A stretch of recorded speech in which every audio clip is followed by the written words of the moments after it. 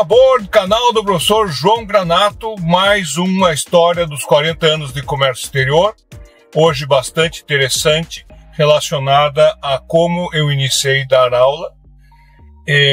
São situações inusitadas que o destino traz à nossa vida, e com o tempo a gente vai se dedicando cada vez mais, e como eu já comentei em vários vídeos do canal, e na realidade me distanciei aí por um período da sala de aula, e isso me sinto falta porque você tem algumas paixões na sua vida. Uma delas para mim é o comércio exterior, canalizado pela exportação, e a outra obviamente poder ensinar, dividir, repartir, etc. Aconteceram duas coisas no mesmo momento, por isso eu comecei a dar aula. Paralelo à universidade que eu estava fazendo, eu tinha entrado numa empresa de madeira, e nessa empresa de madeira a gente fazia muita operação de drawback.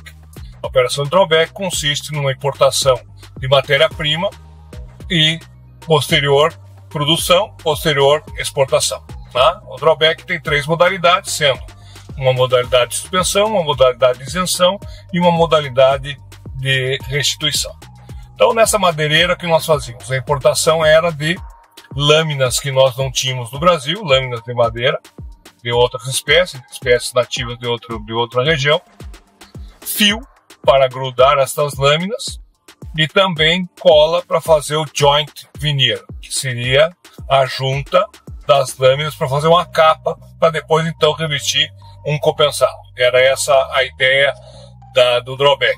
Importar o fio, importar a cola, importar lâminas e com isso preparar as capas e depois exportar ou no compensado ou somente as capas já prontas. Então era uma operação praticamente simples e que envolvia o drawback, envolvia importação e exportação. Depois eu saí dessa empresa, fui trabalhar numa empresa multinacional alemã, onde produzia aspiradores de pó. E essa produção de aspiradores de pó tinha várias modificações, porque nós exportávamos para nossas filiais. Então nós tínhamos Japão, na época Iugoslávia, na época Alemanha, na época Estados Unidos, Canadá, e cada região tinha suas características de botão interruptor, suas características de motor, suas características de ciclagem, suas características de voltagem, plug, cabo, especificações técnicas no standard de alguma certificadora. Então tinha N situações. Então era mais fácil fazer drawbacks de suspensão específico para uma exportação, ou então quando tinha um produto que você precisava de mais, por exemplo, um motor de 1000 watts com 60 ciclos. Então você já comprava mais e depois fazia restituição ou engatava uma isenção no processo exportador. Então tinha que fazer um desenho bem interessante disso. E nessa empresa também eu fiz o BIFIEX, que era benefícios fiscais voltados ao processo de exportação, ou seja, você exportava e aí conseguia isenção em algumas etapas ou redução de imposto em algumas etapas da importação. Então, na realidade, eu sempre que comecei a trabalhar em comércio exterior, entrei na área de exportação, fui boa parte para a área de importação, e na realidade esse caminho todo que foi me dando bagagem, me construindo, me deram a oportunidade de entender tanto de exportação como de importação no processo comprador até o processo de nacionalização desse produto. E aí, nessa empresa alemã, nós tivemos uma situação inusitada, porque a produção era interessante, nós produzimos a quantidade que cabia no container. Então nós fizemos vários cálculos para colocar um número determinado no container, na ocupação dos containers, metimos as caixas, tentamos reduzir ao máximo o espaço interno, enfim, nós construímos a exportação do zero, e eu vou contar isso no outro detalhe, mas desde o momento que você pensava na embalagem, já pensava no processo, como naquela época nós tínhamos oito filiais, então eram 8 idiomas, era bem divertido porque era muito específico, mas muito direcionado. Então tinha uma sensação de conquista o tempo todo. Foi muito legal trabalhar aí. E nesse mecanismo todo de criar esse processo, nós tivemos uma exportação para o Japão, aonde os japoneses reclamaram da altura do cano de extensão do aspirador, né? E aí a gente realmente chegou à conclusão que quando você tem uma altura determinada no povo europeu, é diferente da altura do povo japonês. Então, a engenharia tem que pensar em tudo isso, né? Até no tamanho da extensão. E também, quando saía muito container, havia uma confusão na produção, com medo de errar, de trocar um interruptor de máquina A para a máquina B. Então, o que eu fiz? Eu preparei uma primeira palestra, primeiro mini curso que eu dei na minha vida, foi dentro dessa empresa, onde eu chamei as pessoas da produção e expliquei como que era composto um aspirador que ia para a Alemanha, como era preparado um aspirador que ia para o Canadá, como era preparado um aspirador para Estados Unidos, enfim, fui instruindo as peças todas. Logicamente que isso existia no planejamento, controle de produção, existia toda uma estruturação de almoxarifado, mas às vezes as pessoas faziam mecanicamente, e fazer mecanicamente pode ocorrer que favorece a pessoa a cometer erros. Então, a gente sempre deve evitar a condição da pessoa cometer o erro. Então, o treinamento é o melhor caminho. Estamos falando em 1986. Então, estamos falando aí há muitos anos atrás. Hoje a tecnologia ajuda muito em tudo isso. Eu vou falar de inteligência artificial mais para frente. E aí, com certeza, hoje teria muitos mecanismos, muitos auxílios a essas pessoas. Naquela época, não. Então, eu gosto de remeter o passado para, de novo, reforçar a ideia de que a melhor base é aquela que te leva pro resto da vida, que não te deixa cair para pender para nenhum lado. E você tem que fazer melhor uma única vez, mas bem feito. Nunca se satisfaça de fazer mal feito. Sempre procure fazer o melhor, que você vai ser sempre um profissional positivo. E era essa a ideia.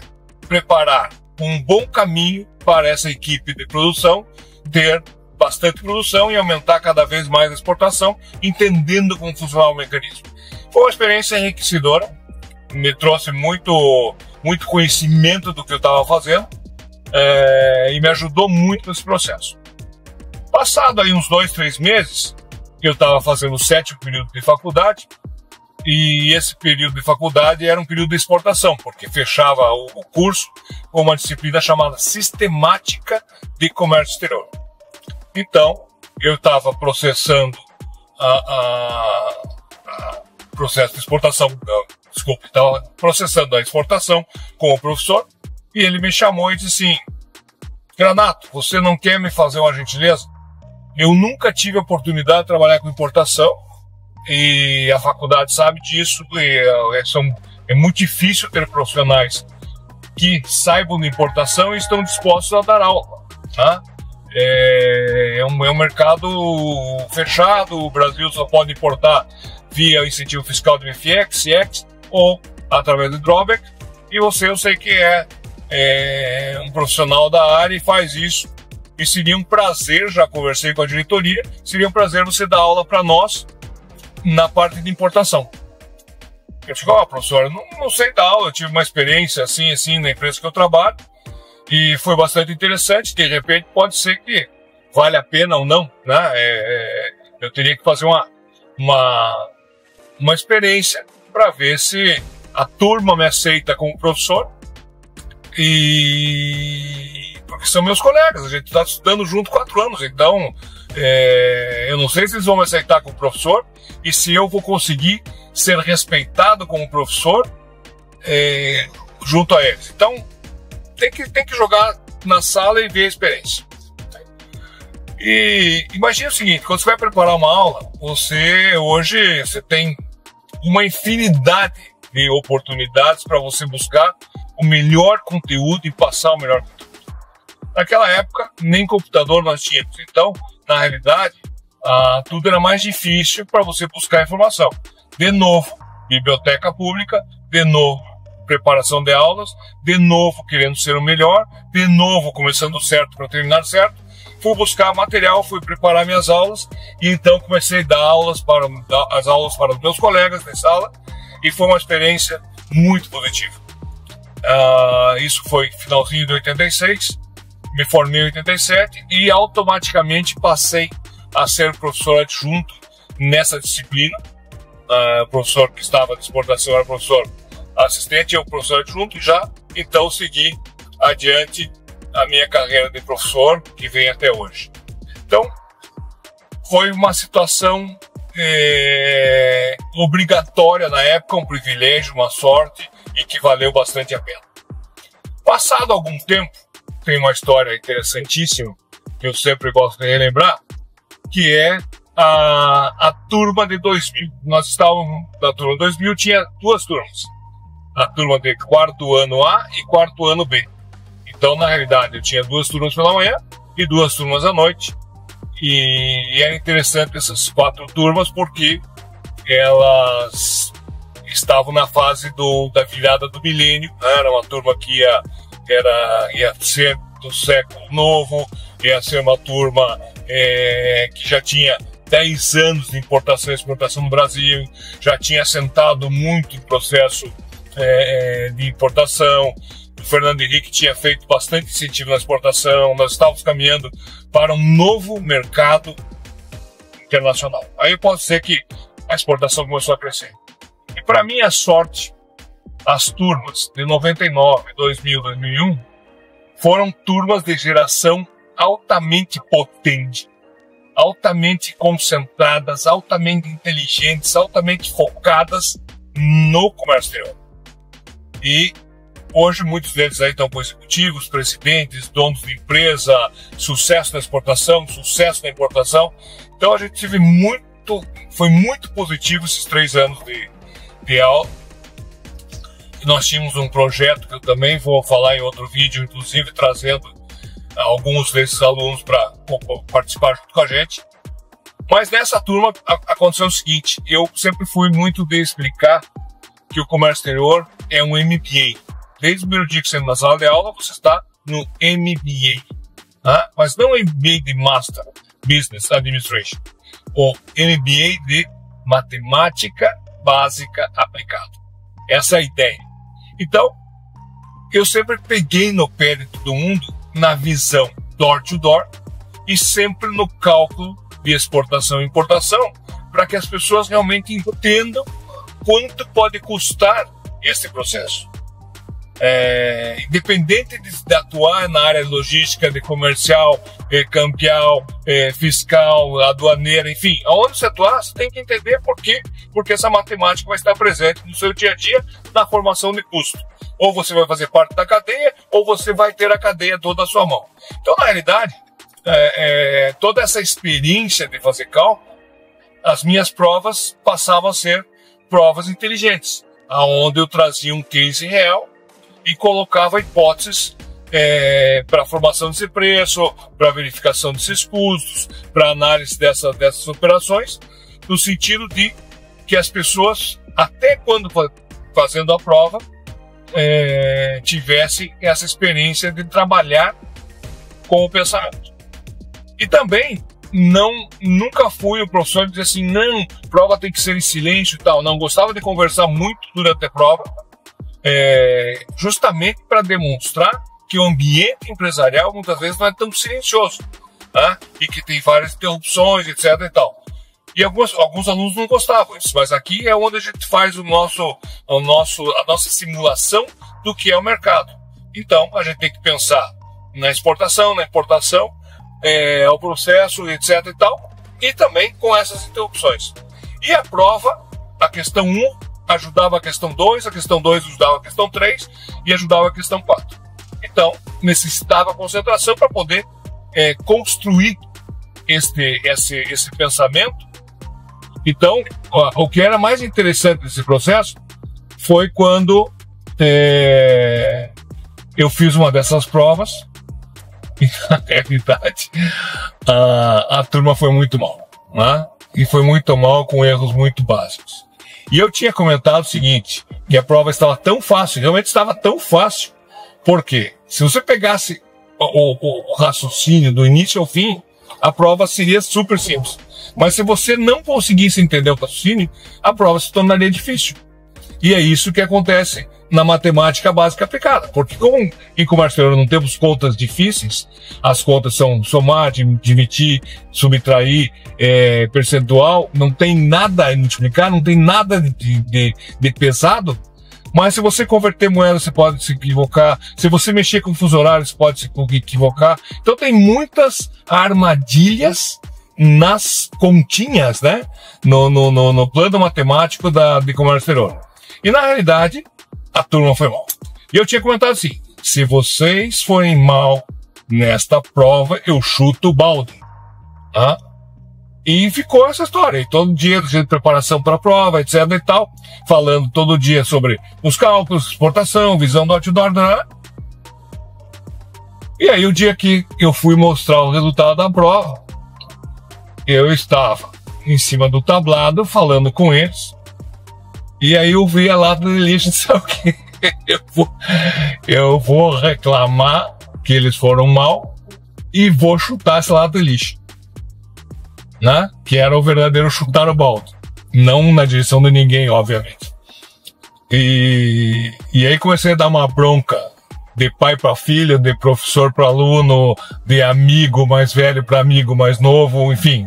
Aquela ajuda, isso foi, eu acho que para essa turma foi um ponto marcante na profissão deles até hoje, e eu espero que eles estejam me acompanhando, espero que eles comentem aqui no canal para vocês verificarem como isso é um fato inusitado e bastante interessante.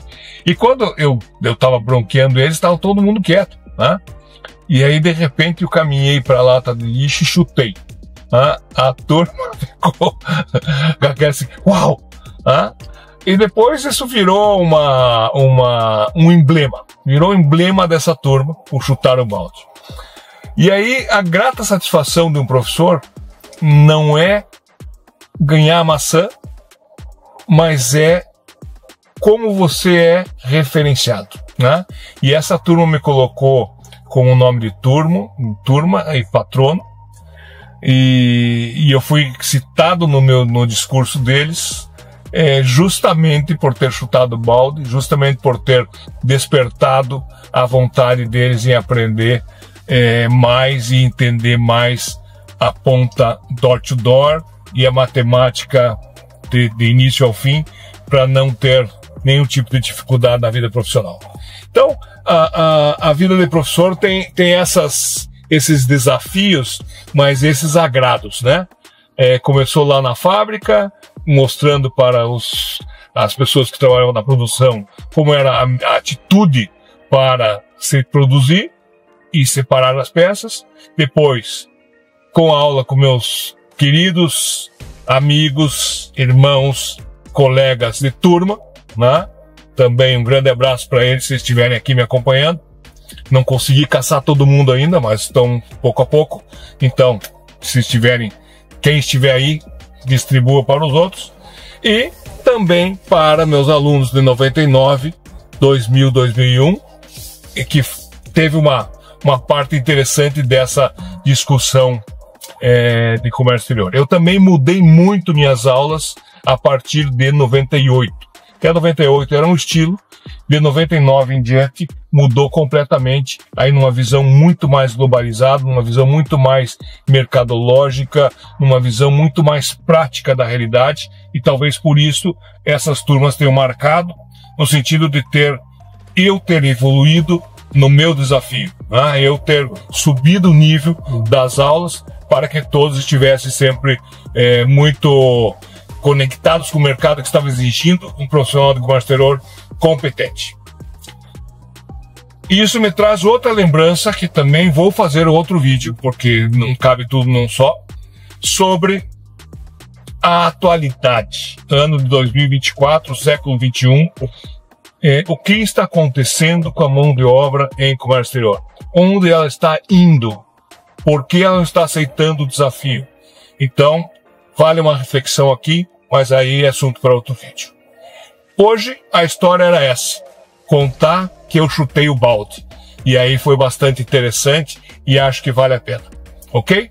Se vocês estiverem gostando, por favor, continuem me seguindo. Se tiverem perguntas ou comentários, por favor, deixem aqui no canal. E me sigam também no Instagram e no Facebook. Tenho colocado bastante conteúdo todos os dias para que todo mundo tenha a informação consistente e possa estar vivenciando um pouquinho da história do comércio exterior na nossa cidade, no nosso estado, no nosso Brasil, no nosso mundo. Ok? Grande abraço a todos vocês. Welcome aboard. Continuem no canal do professor João Granato. Obrigado.